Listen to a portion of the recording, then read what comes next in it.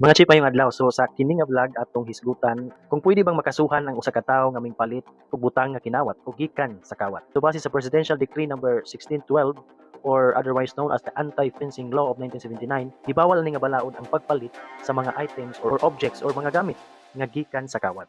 So sa kini nga balaod mga chip, i-define diri kung unsa ning word nga fencing. Kanang fencing nga fencing nga kanang sport, kani nga fencing as defined ani nga balaod in PD 1612. Ang but pasabot niini sa katinamban nga pagkaistorya kining fencing usa kuno ni nga buhat sa usa ka tawo nga mingpalit og kinawat nga mga objects or items. Karon chip nay nangutana sa ako. Ningon siya, pwede ba day ning makasuhan nga wala man mi kaybaw nga kadtong akong gipalit, ikan to sa kawat.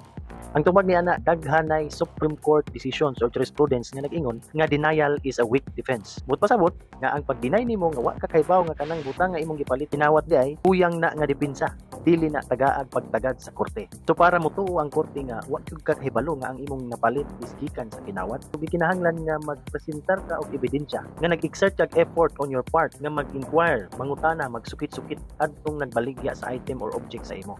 So mangutana ka sa iya sa proof of ownership, mga papel, mga resibo, kung unsa man ang item or object nga imong gipalit sa iya.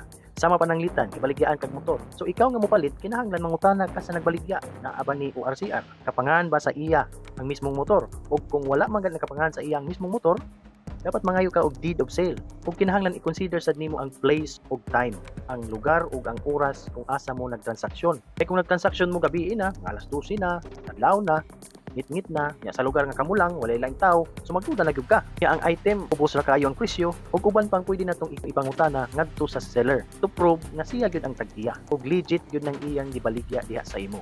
So kung wala na nimo buhatan nga mga lakang, pag siguro nga tanang imong gipalit nga mga items o object dili gikan sa kawat, mahimong naka-violate ka sa PD 1612 or Anti-Fencing Law. So daghang salamat mga chip.